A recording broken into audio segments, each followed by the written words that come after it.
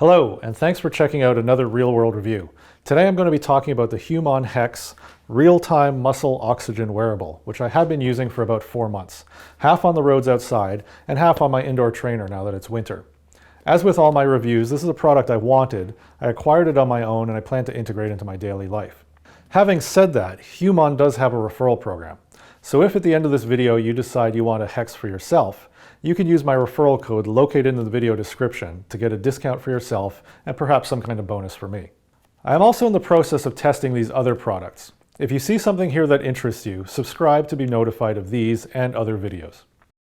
This video will be a review of the hardware side of things. Although I have a good handle on the Hex and how it works, I'm still not entirely sure what I should be doing with the data I'm getting.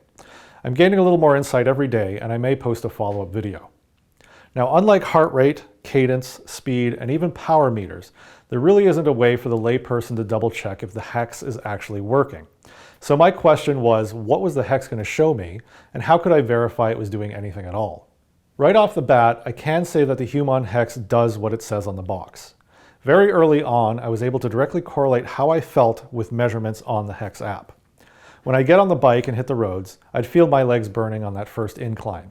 And as one would expect, the app showed an orange or a red number counting down. Then, over the other side of that hill, when my legs stopped that initial burn, the app number would rise along with the corresponding blue or green display. During my first few rides, this correlation was so clear and obvious that I wondered if anyone really needed a device to say that their legs were burning. As time went on, the device confirmed some other things I knew but could never quantify. For example, I know it takes me a good 20 minutes before I consider myself warmed up. That always seemed like a long time when you consider some exercise classes can be just 45 minutes total. My warm-up phase wasn't something I could see in my heart rate, power, or any other metric. I just knew that if I went too hard during that first 20 minutes, my entire ride would be compromised.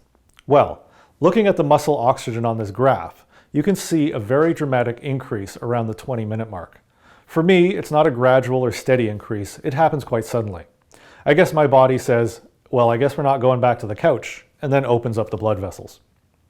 Another curiosity while waiting at the start line of a local Fondo ride, it was a chilly morning, and I noticed my numbers suddenly started dropping rapidly. I assume that's because my body was reducing blood flow to my extremities in an effort to keep my core warm. So for all these points above, I'm personally certain that the device works and does everything the manufacturer claims. The more complicated situation is, what do I do with that data? I have found that after a warm-up, the readings become much more subtle, nuanced, and confusing. One occasion that sticks in my mind is a time when the display showed all the colors of the rainbow while staying at 68% for a full 2-hour ride. Confused, I looked at my Garmin, which ironically shows more detail than the Human's own app. In particular, the Garmin Data Fields shows a decimal point. With that, I discovered that my levels were actually moving slightly from 67.7% up to 68.4%, and the Human app just rounded that to 68. Still, I was surprised that my blood oxygen would remain so even on a long ride, but also surprised that within that 1% range, the Human app somehow still found what it needed to say my oxygen was dropping or rising with the red, orange, blue, and green screens. Now, most rides aren't that odd. The readings on a typical ride will range from about 75% to 65%. I've had highs in the mid-80s and dropped as low as the mid-50s. I do even recall seeing 13%. I was participating in a sprint contest, but I think that particular number was a glitch because I haven't seen anything below 50 since. So after the warm-up process and into these typical rides, I really can't find any correlation to how I feel. There are times when I'd feel tired, but the Human says I'm in a steady state, or I'd push and feel strong while the Hex says I'm well past the red line. Because of all that, I can't say the Human Hex has affected my performance yet, but I am learning. As a timely example, I was riding on Zwift just yesterday and feeling quite strong. At no point did I feel pushed to my limit. However, when it came time to sprint to the finish, I was surprised that my legs just weren't cooperating. When I looked at the Hex data after, I found at least a partial explanation. Where most of my rides will have periods of exertion and recovery, this ride was just a long, slow descent to lower and lower oxygen levels in my muscles. As of this moment, it's just a curiosity, but I will start to correlate it with how I slept or what I ate. And so any user of the Hex should be warned that the data is not so obviously cause and effect. Now that is all in the endurance setting where I do most of my cycling. I have a hunch the Hex may be more useful for things like intervals. In those cases, you can see when your muscles are fully fueled, run them down to empty, and then pause just long enough to get that oxygen back. Typically with intervals you go by time, where 30 seconds should be enough. But with the Hex, you can actually see when your oxygen recovers and go again when the time is right. I will now talk about the physical aspects of the device. First, the Hex has a Velcro strap that's quite comfortable. At no point does it become awkward or annoying. I've worn this for hours without any bother. The Hex comes with a dedicated wireless charger. With no external ports or battery doors to compromise the structure, I have high hopes in the Hex's water resistance. That is big for me because my sweat has rusted out many supposedly sweat-resistant electronics. Without the app, the Hex uses a single button to control all the functions. I find the button stiff and unresponsive, but I don't necessarily consider that a negative because it also means you won't get false starts and stops by bumping into things. Battery life is impressive. I haven't kept track, but I'm certain I've regularly done 12 hours or more of riding time between charges. When preparing for this script, I originally said I was disappointed that the app wasn't updated. However, in looking at the update history, Humon has been improving and updating the software quite regularly. You just can't tell. There have been no user interface improvements or big functionality upgrades. It looks the same as when I bought it. Human would be well served to take some credit with a pop-up explaining the new features when they arrive. There is also a lot of empty space in the app. You shouldn't have to choose between a numeric and a graph screen, since everything could fit. The app tracks your distance and pace using GPS, so it should really show your speed too. You can connect to a heart rate monitor, and it would be awesome to eventually add cadence and power connectivity. The app is simple to use and had two options when I bought it, biking or running. I now see you can have rowing and other.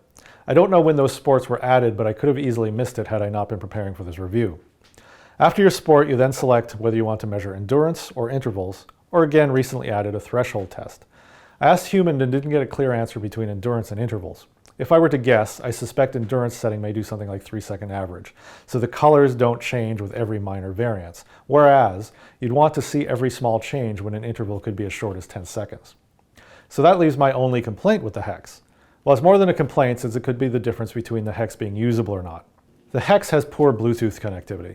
I have the Hex strapped to my right quad and the phone in my right back pocket. That is at most 14-inch distance, and the app will disconnect from the Hex. That was 4 months ago, and I basically gave up on the app to use my Garmin. At the time, Human acknowledged that Bluetooth connectivity was a problem, and they've made improvements.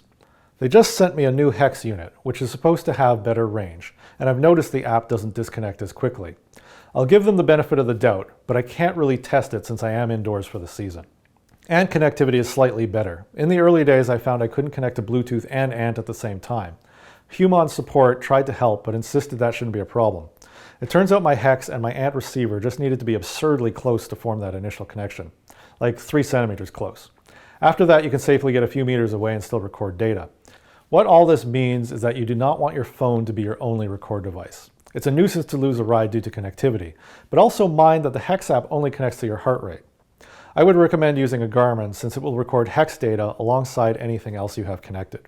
In conclusion, I would say the Human Hex is for athletes who are very experienced with their own metrics.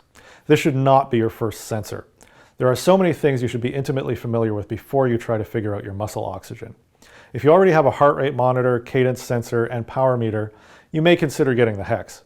But even then, understand you'll need to do some homework to see what it all means in relation to you and your performance. Thanks for tuning in. I hope this helped you, and please remember to subscribe for other videos.